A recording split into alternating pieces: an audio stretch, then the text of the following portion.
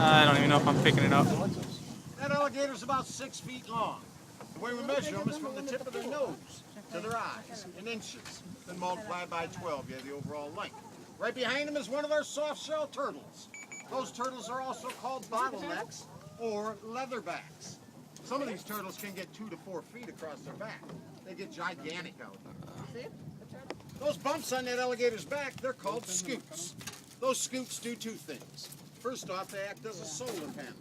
The American alligator needs to have their body temperature above 82 degrees. That starts the digestion process for their food. Turtle. Second thing those scoots do is they act as their defense device. It's survival of the fittest out here. I've even seen them eat each other. There's another turtle coming up. Hopefully he'll eat those crackers. That's why I'm throwing them out. The normal diet out here for these alligators are birds, fish, turtles, raccoons, snakes.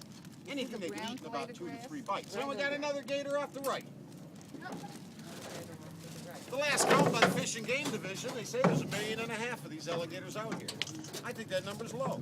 I come out here a lot at nighttime on a private airboat with a spotlight. I can see these alligators up to 1/8 of a mile away. As soon as I hit them with that spotlight, their eyes glow a bright red color. I think there's about 2 million of them. The American alligator is an amazing creature. They even have the ability to change their heartbeat down to 4 to 7 beats a minute. That allows them to stay underwater up to 8 hours at a time. They can also jump up to half their body length straight out of the water. They have that much power in their tail. While we're looking at these critters, let me tell you a little bit about the Everglades. The Florida Everglades is one of the world's largest ecosystems, and it's one of the only ecosystems in the world that relies strictly on rainwater to replenish itself. We don't have any rivers, lakes, streams, nothing like that feeds the Everglades. So again, we have to rely on the rain. We get all of our replenishment during the months of May through November. That's our rainy season. The rest of the year, this water level can fluctuate up to 7 Look, there's feet. a very big one out The there. Everglades starts just a little bit south of Orlando. See the one It tremendous actually used one to start coming right this where way Walt now? Disney World sits.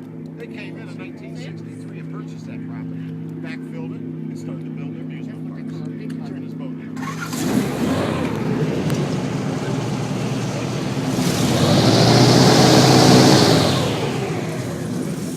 The Everglades goes all the way down to the very tip of Florida, down to Florida City.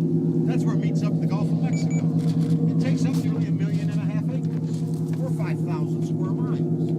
The average depth out here ranges in between 1/2 inch and 34 to 38 feet. That's in the deep water canals that were dredged back in the early 1900s by the U.S. Army Corps of Engineers. Below the water level, there's 16 to 34 inches of mud. Below the mud, there's a layer of limestone, and then there's a layer of coral rock. All the water out here in the Everglades is filtered through all of those layers, and it ends up in a large underground river that's called the Biscayne Aquifer. That's where all of us down here in South Florida get our fresh and our drinking water. 2. This area we're in right now, this is the farthest point east in the Everglades.